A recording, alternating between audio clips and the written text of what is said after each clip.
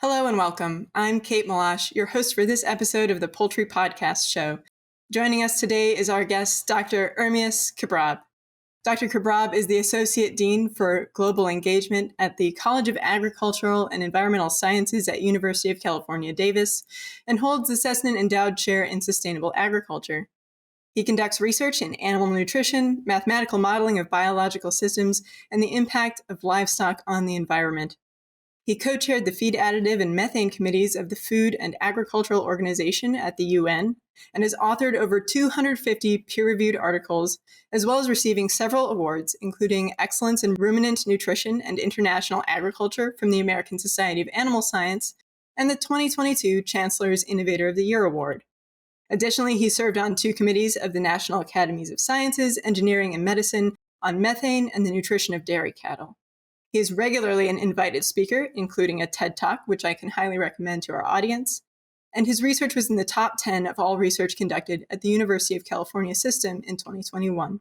We are honored to welcome Dr. Ermias Kebreab to the Poultry Podcast Show. Dr. Kebreab, thank you so much for being here today. Thank you for the invitation. Before we get started, could you tell our audience a little bit about your background and especially some highlights from your research background? I know you've primarily focused on ruminant nutrition and dairy cattle, but that's still very interesting to our audience and will give some good background for them. Yeah, sure. So I started really studying about biology and then sort of moved on into agriculture and primarily really interested in 2 things. One is the increasing the productivity of livestock, whether it is ruminant systems or non-ruminant systems, and also reducing the environmental impact of livestock as well. So those are really the 2 things that I have been working on, and I've been working on in different areas. And focusing on mathematical modeling basically helps me to understand the system and trying to gain a little bit of insight of what the system is like, and when we do experiments, then it helps us to focus on what kind of experiments we need to do in order to answer some of the questions that are not been answered. And then experimentation, and myself and my team, we conduct experiments, particularly in the ruminant area, to try to figure out the environmental impact and how to reduce the environmental impact as well. So that has been the trajectory of my career, is really focusing on nutrient utilization, whether it's be ruminant or non-ruminant systems, and environmental impact assessment as well. So you mentioned mathematical modeling. As someone on more of the practical poultry nutrition and industry side, that sounds a little scary to me. Can you provide us with an example of what mathematical modeling is practically and what it can teach us and how it applies to animal agriculture? Bonus is if you can give a poultry example. Yeah, sure. Mathematical modeling really is trying to represent the biological system in terms of mathematics, and what it does is basically we try to focus on what is important in that system.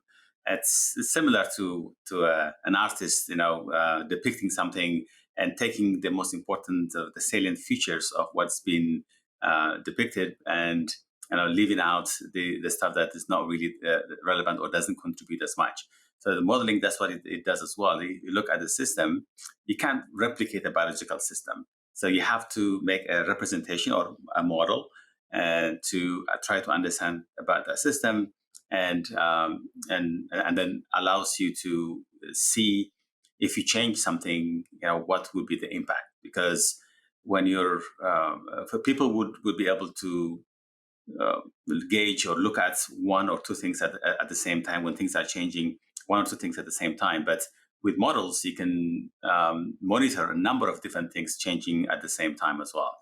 So one of the models that we made is on the poultry is to look at the calcium and phosphorus intake on egg production.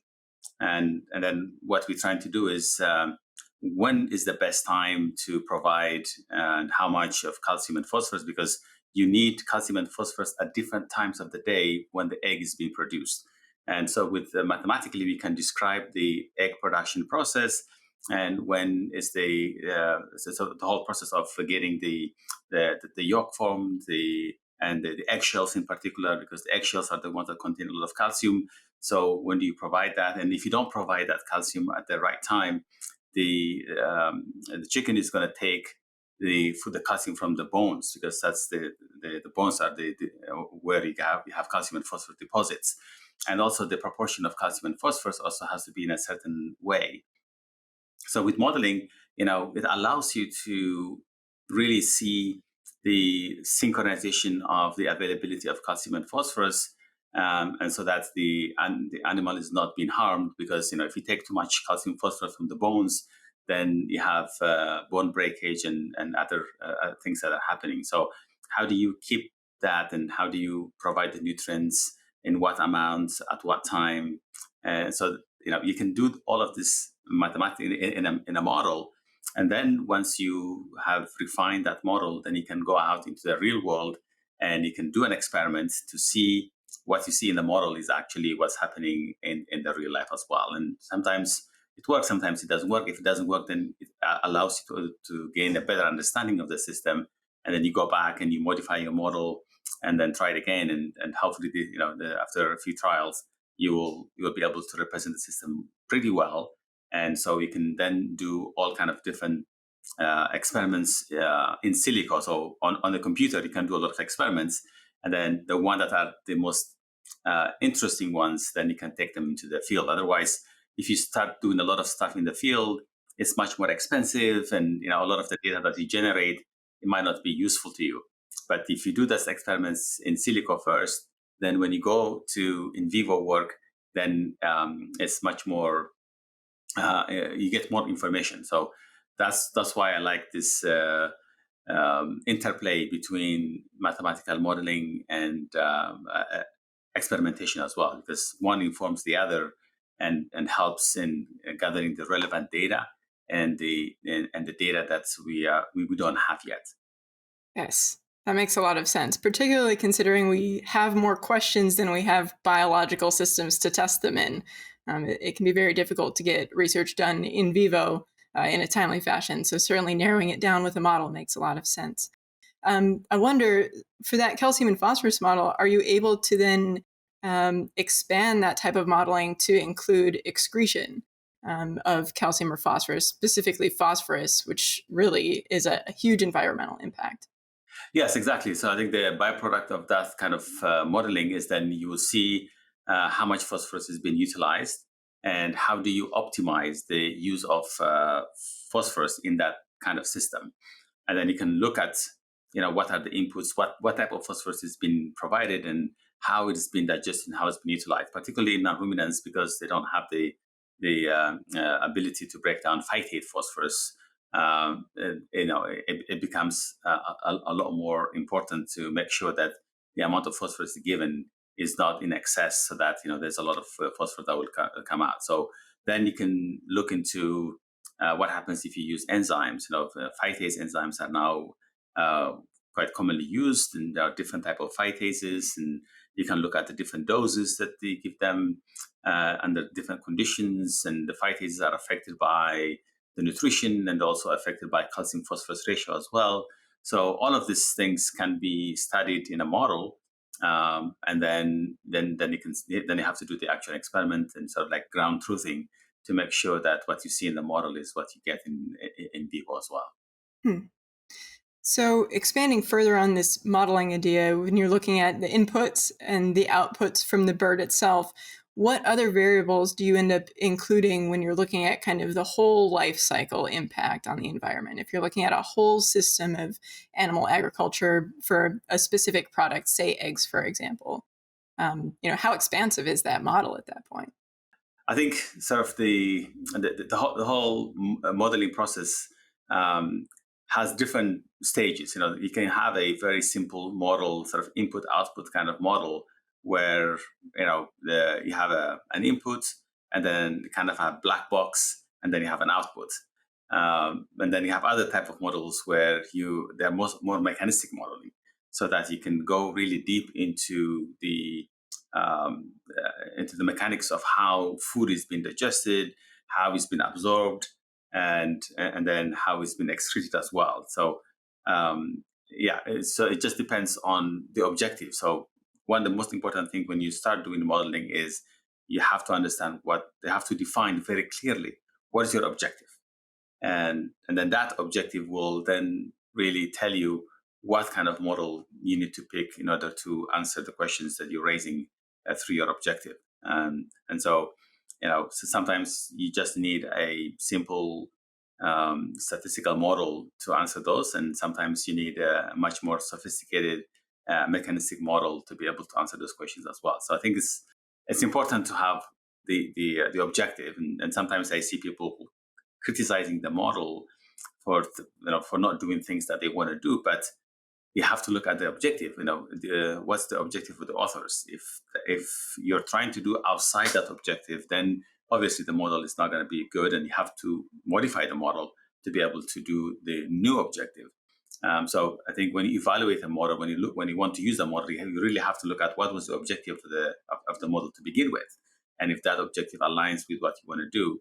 If not, then you will have to adjust that model somehow, and maybe add something or subtract something to make it fit to the new objective that you have. Very interesting. I guess, I think an objective for all of us is obviously to make more sustainable, lower carbon footprint animal products available to consumers. That has been a little bit challenging. On the poultry side, we often hear how efficient poultry is versus other animal products, but that doesn't necessarily negate the fact that it is a resource-intensive production of protein, very high-quality protein. What kind of challenges do you see in pursuing a more environmentally sustainable poultry industry for meat or for eggs in the future? A few that come to mind for me are nutrient requirements, in that we haven't reestablished the nutrient requirements very recently. And as you mentioned, you kind of have to know what that requirement is before you can start paring down in the diet, water consumption, etc. Could you talk a little bit about that? Yeah, so I think one of the challenges that we have in terms of the environmental impact is that the nutrients provided are not always being optimally utilized by the animal, and we get excess excretion of those nutrients, and that's not good for the environment. It's not good for the farmer as well. And one of the reasons of that is that we are feeding a large number of animals at the same time, and there is a lot of animal to animal variation, and that's so sometimes there are a group of animals or a group of chicken that need a certain amount of nutrient, while others not so much. So you have this kind of normal distribution where a bunch of them would be in the middle. They need a certain amount, while on the either ends you have chickens that did not require as much, and the chickens that need a lot more. So you're trying to feed to the chickens that need the most. And so if you have a lot more of this nutrient that will be lost, because a lot of the animals in the middle or lower than the middle, they are getting more than they need. And so I know there's a phase feeding that's been practiced now to group animals in the same phase, and so that you can adjust the nutrients that have been provided that way. But I think there is now opportunity to go beyond that. There's opportunity to actually look at the individual birds and adjust their intake. And there's some progress has been made in cages where you measure animals automatically. This is not it's not just doing it manually, but automatically the animals will go into a scale. They get measured, and then depending on where they are on their growth pattern, they can be sorted out into different cages so that they can be fed according to their requirement. And that way, you really cut down on the excess amount of nutrients that is being fed, because, as I said, a lot of the birds would not need that much feed. You're trying to feed to the least efficient animal if you're doing it all in a group, and so moving to that then will really save a lot of feed. So this is good for the farmer, saving a lot of feed, and you save a lot of the excretion as well. So you optimize the amount of nutrients that is being utilized, you can really push the how much of the nutrient inputs would be converted into animal product. And that's really what we want to do. This is improving the efficiency, which is really good for the environment and good for the economics as well, as long as those systems don't cost as much. Mm-hmm. Mm-hmm. Yes, there's certainly some cost to converting to a more precise measuring and feeding system. Um, it kind of reminds me of the adoption of reduced antibiotic feeding programs in the United States. Regardless of one's stance on reducing the use of antibiotics in animal feed, you can't deny that they're not a niche product anymore. In fact, most birds are fed some form of a reduced antibiotic feed. And that kind of happened very, very slowly to start with. And then suddenly, all at once, everybody kind of hopped on board. And that was mainly through consumer and customer driven pressure, especially on the side of, fast food and retail supermarkets, major players in the customer side. We end up in this kind of, and please pardon the pun, chicken and egg situation where a customer demands this sort of move forward in husbandry and our thought process about feeding animals, and we kind of are retroactively trying to adapt to it. So there was a lot of adaptation that went on to meet the demand for reduced antibiotic products. I'm afraid that the same situation is probably happening with a premium sort of reduced carbon footprint, more efficient sort of label, where it will really take consumer demand or customer demand to push the industry towards that, and then we'll be reactively trying to adapt to it. Do you feel that that's probably the case? And if so, or if not, what steps do you think the industry could take to get out ahead of this? Yeah, I think the industry has been sort of playing catch up for a long time, but I think now is really the time to get ahead of the curve and do all this work and inform the customer. So in some areas, yes, there's already a push to try to figure out what is the environmental impact, and people want to know the environmental impact of the food they're consuming. And I think the industry need to make sure that people are informed about this environmental impacts and what steps are being taken to reduce those impacts as well.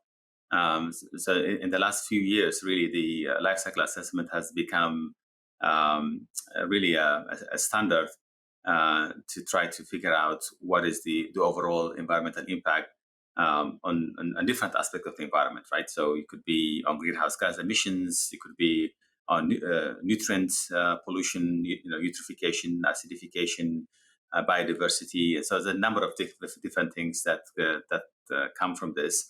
And I think there's now a concerted effort to try to figure out and conduct this life cycle assessment and provide an understanding of how all this product has been made and what has been made to make it better as well.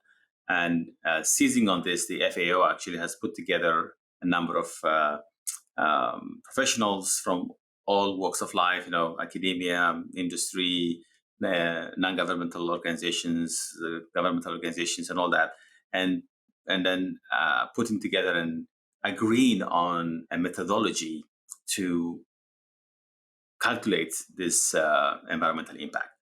And that has resulted in several guidelines that have been published over the last few years now. So if anybody wants to do an environmental impact assessment for poultry, there is a guide. For swine, for large ruminants, there's different guidelines. For feed that the animals are consuming, there's a guideline. And recently we did a feed additive as well. So when you're using a feed additive for whatever reason, you can also do an assessment. So some of the questions that people come up with is, why do you use products that are not natural, and in this production? And when you actually do an environmental impact assessment, then you can see what a big difference you make. So a good example is in poultry in Europe. Poultry and swine is really really depends on soybean. Like the soybean is a major ingredient in non-ruminant feeding systems. And a lot of the soybeans for Europe comes from South America, and it has associated land use change. There's deforestation going on to meet the demand, and then there's transportation also from South America to Europe. So it has a huge environmental footprint. And the reason that we use soybeans is because of the protein levels. It has very high protein level, and and for animals you need that protein. And so if you use a synthetic amino acids, you can actually reduce the soybean requirement by half or more. And so when you show this to customers, like consumers, and saying, look, by using this additives, we are actually reducing the need for this soybean, and also reduce the deforestation, all that, quite a bit. And the same thing with others. There are other enzymes that have been used, like proteases, for example, and that would help in digestion of protein, so that again you don't have to provide as much protein. You can reduce the amount of protein. And in non-ruminants, the efficiency of utilization of some of these nutrients is not that high. And so if you're using enzymes to help in digestion and to help in utilization of those nutrients, then it's really important for the environment. Then you have less nutrients that are coming out. You have less nitrogen coming out, less phosphorus, or less nitrogen means less ammonia coming out, being sent into the air, and less greenhouse gases, less nitrous oxide as well. And so I think trying to come up with as low protein diet as possible will help the environment, will help the carbon footprint, but you have to do it through adding synthetic amino acids and enzymes and all that type of thing.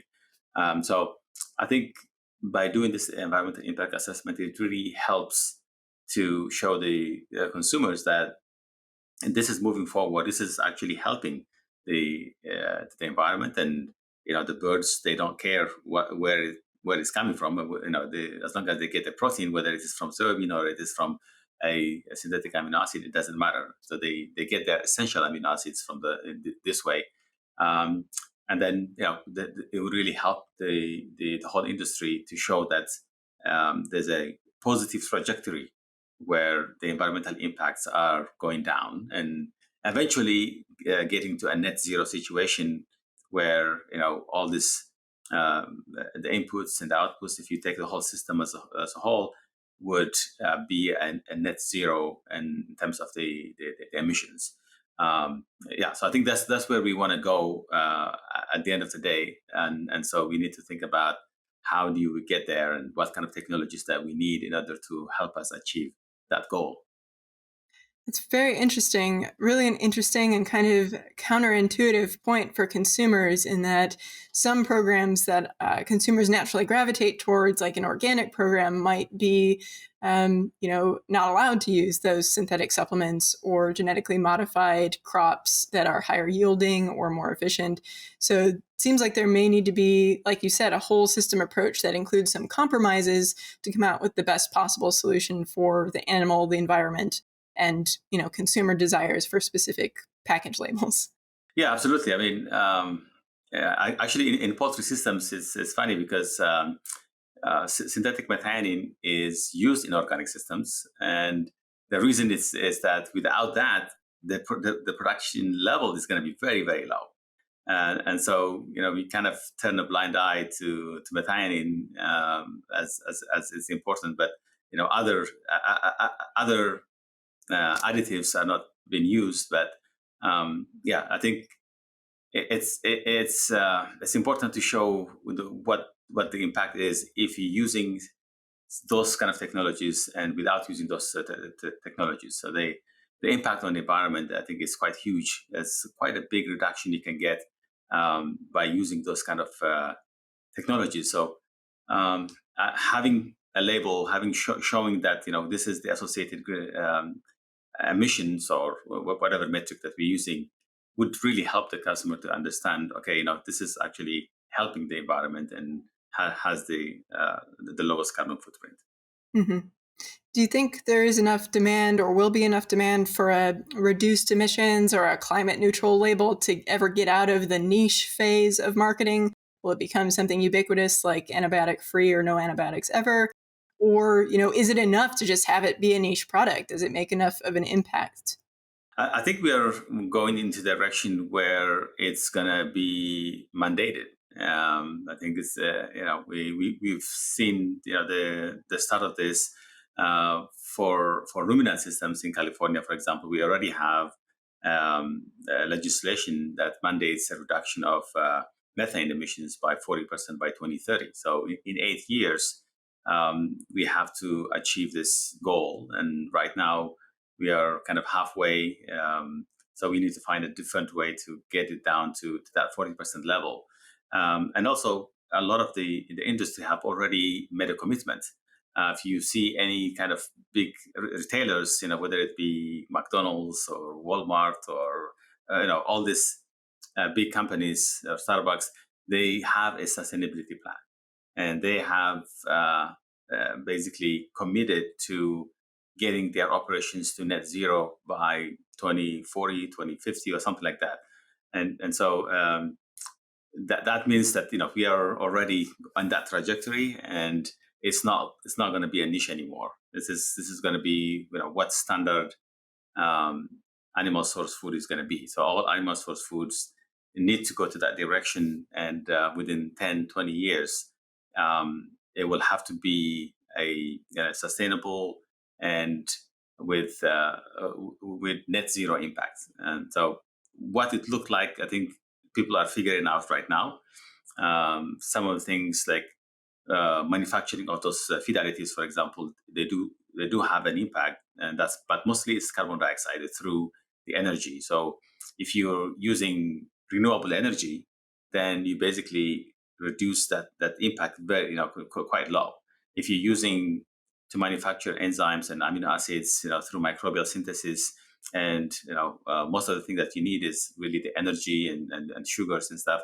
If you are using renewable energy, then the environmental impact is going to be minimal. And so when you use this into the animal feeding system, then it will reduce the overall impact as well. So as we play with feed ingredients, it could be insects. Yeah, that's a big push now to use insects as a protein source for non-ruminant systems. A lot of places already now they use it in to feed fish, for example. And I've been in farms in China where they grow insects, particularly the larvae, and they feed it to fish, and then they use the fish as a fish meal to feed it to swine. And so right now in Europe in particular, you cannot use manure. It has to be feed grade inputs to raise insects. But I think in the future there might be a way in which you can somehow sterilize manure. It could be coming from anaerobic digester or something like that, and then be able to feed to insects and then harvest the protein and use it for animals. So that way, the nitrogen or the protein is you keep it in the system. And it helps in disposing manure as well and reduce the emissions coming from manure. So it really helps in multiple ways to do that. And so through use of all these type of technologies and some that we haven't thought of as of yet, all of that in combination helps us to get into what we want to do in the end, which is to get to net zero. And I think it's going to be that way. I think every time there's meetings in the COP meetings, that's where the push is to try to get to net zero. Mm-hmm. I agree. It's definitely going that way, and it would likely be better to be proactive than reactive this time around. You mentioned, feed additives and some of those suppliers making their, additives net zero in production. That seems like a great low-hanging fruit and an action item that, poultry producers can start implementing right now, is to go to their suppliers and ask about those programs. And if their suppliers don't have those programs, ask why not. Just to start getting the ball rolling on that. It seems like something that is a win-win for both companies. Unfortunately, I do kind of see a pervasive attitude towards, these problems that seem like far off future problems, but are definitely next decade problems at the latest.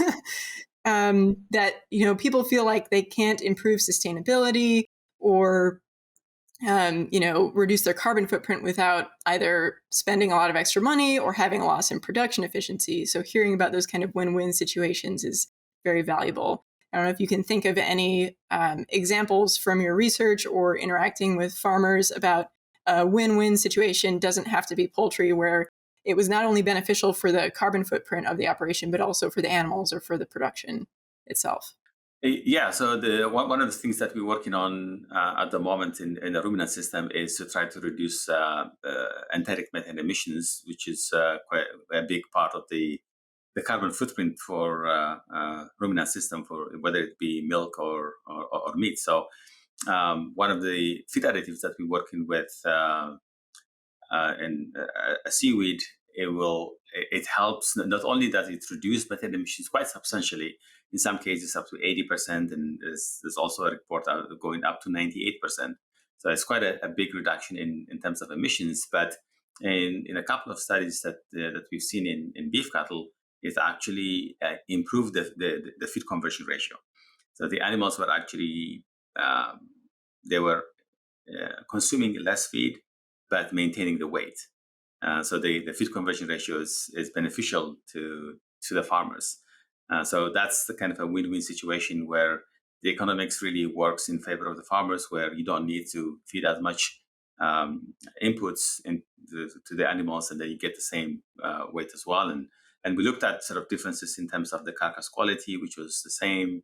The taste was also the same. So you're not losing anything in terms of the quality of the product, and so that's something that would be really a win-win kind of situation where you improve the productivity as well as you reduce environmental impact. I'm sure those I mean the example of amino acids is the same thing. That with the synthetic amino acids, it improves productivity quite a bit, and then at the same time reduces environmental impact. And other enzymes, some NSPs where they have polysaccharides that are difficult to degrade. If you use enzymes, it helps degrade those, which means the animal has more nutrients available to it. So there's more nutrient utilization and then less excretion. So it's good for the environment, but also it improves productivity in the system as well. So I think a lot of the times, those solutions can be both economically viable as well as it reduces the environmental impact as well. I mean, so far we've been mostly focused on improving the productivity, but I think we have to address the environmental impact as well. And by using those enzymes, there is an environmental impact, but we're not really talking about those, right? So there's this need now to show that we're not just using to improve the productivity, but also indirectly you're improving the sustainability, you're improving the impact. The environmental impact would be less when you're using those things as well. So instead of just focusing on the productivity aspects of things, I think we need to look at what it does to the environment, how it is contributing to the reduction of environmental impact as well. So I think we shouldn't forget that, and I think that needs to be part of the discussion as well. Yes, that is a great perspective to have. I will admit that I'm guilty of not necessarily thinking about feed conversion in terms of environmental sustainability, but really at its heart, improved feed conversion is improved environmental sustainability. So that's a great way to think about it. I'm going to have to apologize because I think you're asked this question pretty frequently.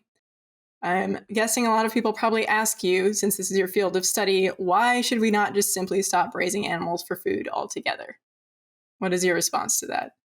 Well, I think the main response is that the animal source foods are very difficult to replicate in terms of the nutrition that they're given. I mean, if you are going to look at the environmental impact, just looking at the calories that you get from animals, then obviously it's going to come really, really worse. So for environmental impact, if you just look at the calories, the best thing is sugar. sugar has the lowest environmental impact for calorie. If you look at for 100 calories or something, then but obviously you're not going to go and ask people to just eat sugar. So I think we have to think about it's the nutrition, the whole package. And the same thing with protein. It's not just about the protein. I think animal source foods contain a lot of micronutrients. And so when we trying to assess the environmental impacts of all of these different type of foods, I see a lot of work that's been done, and they use the weight of the product or calories or protein, but those are not really the measures that you need. I mean, you can definitely get a different source of calorie, you can sugar, you get a different source of protein, you can do lentils or something, but it's the combination of all things, the micronutrients, the ions and the zinc and manganese, and a lot of those micronutrients that are needed for a proper development, particularly for children. It's extremely important, and so you need to really look into the nutrient density. And so, in 100 gram of meat, how much nutrient are you going to get compared to 100 grams of vegetable? I think that you can see it's hard to see what why we need this the animal source food, and a lot of times in particularly in low income countries, you see undernutrition, stunting, and things like that because they're not getting enough of micronutrients. It's not about calorie; they get a lot of calorie. They have a lot of starchy foods. They have a lot of grains available to them, but they are malnourished, and there's nutrition insecurity, right? It's not just about food; it's just nutrition, and so you need to get the right nutrition. And things like eggs, they have the perfect protein profile. You basically get all the amino acids that you need from eggs, and also all the micronutrients that people need as well. So just having one egg a day, for example, will make a huge difference to a child growing up. Especially the first 1,000 days is really critical for children's development, for brain development, and all that. To have those kind of micronutrients that are, some of them are only available from animal source food, and others are abundant, much more abundant. You can have those nutrients from plant sources, but first they are in a much lower quantity, and second they are also not being able to absorb it as readily as in animal source food. So it's not just about the amount, but also how much of it can you absorb it. Just like the phytate we're talking about for phosphorus, you give to non-ruminants with the phytate, they're not going to use it all that much.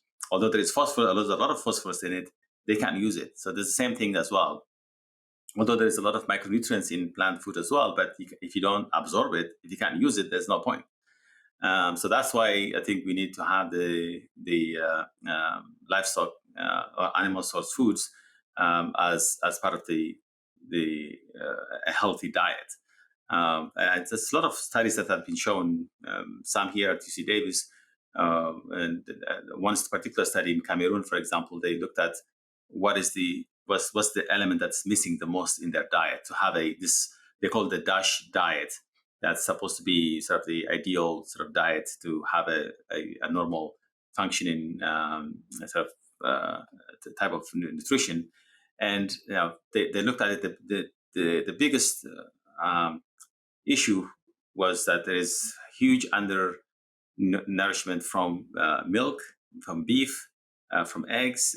These are the things that they are not getting as much of. Now we can talk about in high-income countries where there is an overconsumption. So that's not good. The overconsumption of animal source food is not. I don't think it's healthy, and I think this is something that we need to talk about as well. So obviously, people have to consume according to their requirements. So as long as you consume it according to your requirement, then I think it is a necessary part of the human diet. I have little kids, and I always make sure that they have the animal source food because I believe it's extremely important to have that. I wholeheartedly agree. It's very hard to beat an egg for amino acid profile and bioavailability of those amino acids. So, as much as I believe that everyone should have the freedom to eat what they choose to eat, it really is a privilege of a high socioeconomic status society to be able to have a balanced plant-based diet. And I do think we tend to overlook the fact that that's not necessarily a privilege that the rest of the world has.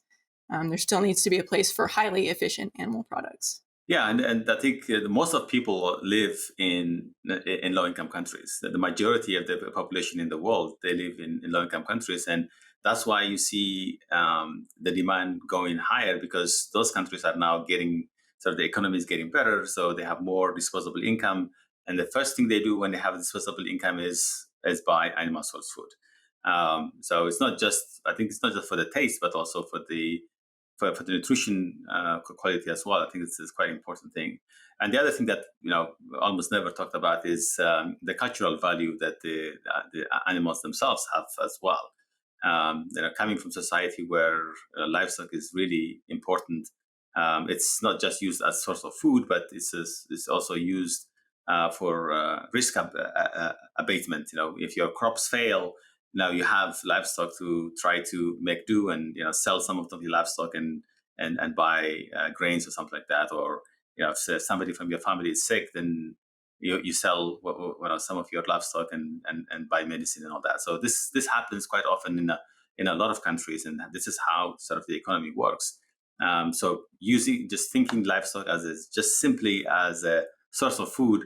Again, it's as a thing in high-income countries. We don't use livestock for more than that, but yeah, a lot of places use for transportation. Without livestock, it's going to be very hard for a lot of people to be able to transport and to farm. Again, I came from society where oxen is the tractor.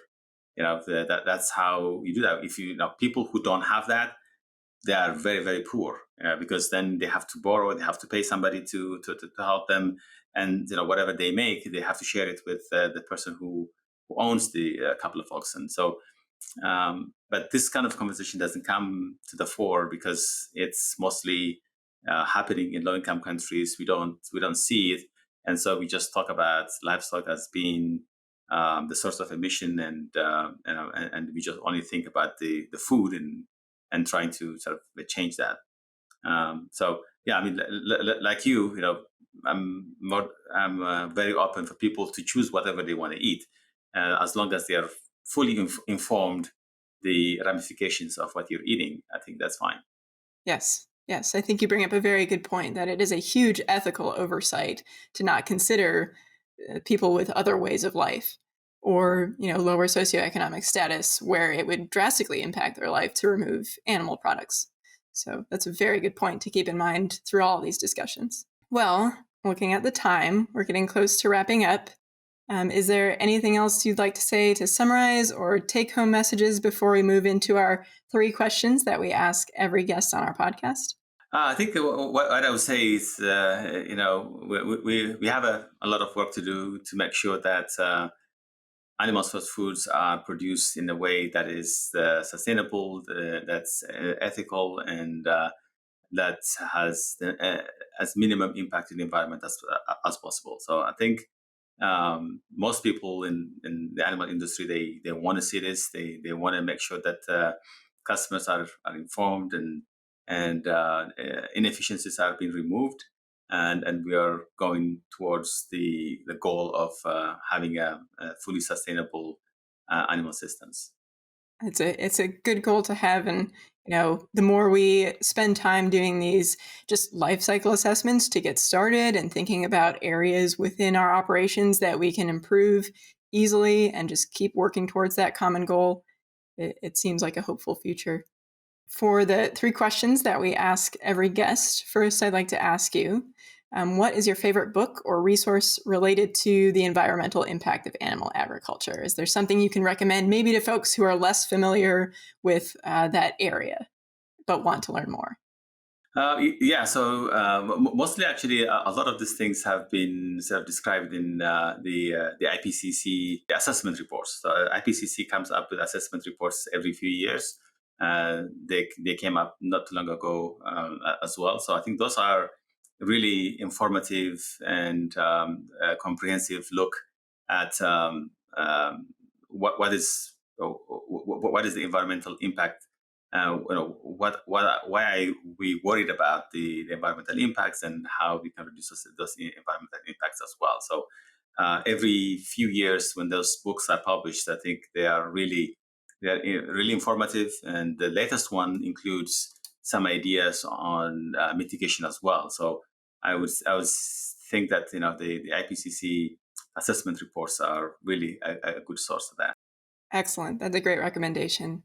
As far as a favorite book or resource outside of your field, what would you like to recommend to our listeners? Outside, well, I was going to mention the Great Plant-Based Con by Jane Buxton. I think that's a book that I'm enjoying currently because really addresses a lot of the misinformation that's happening. So That sounds right up my alley. I'll have to check that out.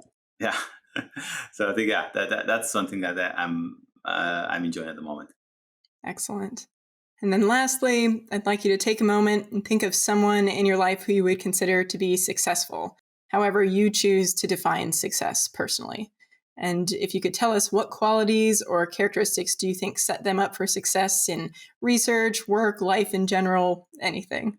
Well, I guess my former mentor, I think James France, I think he really had a good balance and very successful as a researcher and as a family person as well. So I really learned quite a lot from him, and his approach and his style of mentoring people. I think he's helped and mentored a lot of people, including myself, and helped those people to get to what they want to go into. And he really takes the time and just talk with his students and postdocs as just as equal, and I used to have, when I was a postdoc with him, used to have lunch almost every day. And it's not just about work as well. We maybe touch base a little bit work, and then we talk about soccer. We both like soccer, so whatever games happen over the weekend, talk about that, or talk about whatever sort of that comes up. I think it was really good, and yeah, he is a good family person as well, and making sure that the family are taken care of, and there's a good work-life balance in that as well. So I think he has contributed hugely to the scientific literature. He's done a lot of work in modeling. I think some of the earliest work that was done, I think, were one of the first people who really did some mathematical modeling in agriculture. So he really contributed quite a bit until his retirement a few years ago. So I think that's somebody that they try to emulate and use as somebody to look up to. Absolutely. Those work-life balance issues are a little bit tricky, but once you get the hang of them, it makes all the difference. And having those kind of personal connections at work, just to, not necessarily be talking about work all the time, makes it much more enjoyable, and you end up working better together as a team. Really excellent point. Yeah, I think you just connect at the human level, So I really appreciated that. Well, Dr. Kebreab, thank you so much for coming on the Poultry Podcast Show. We really appreciate your time today. I'm sure our listeners will enjoy hearing everything that you had to say. I hope you have a wonderful rest of your day. Well, thank you very much for inviting me. This has been fun. Absolutely. Thank you.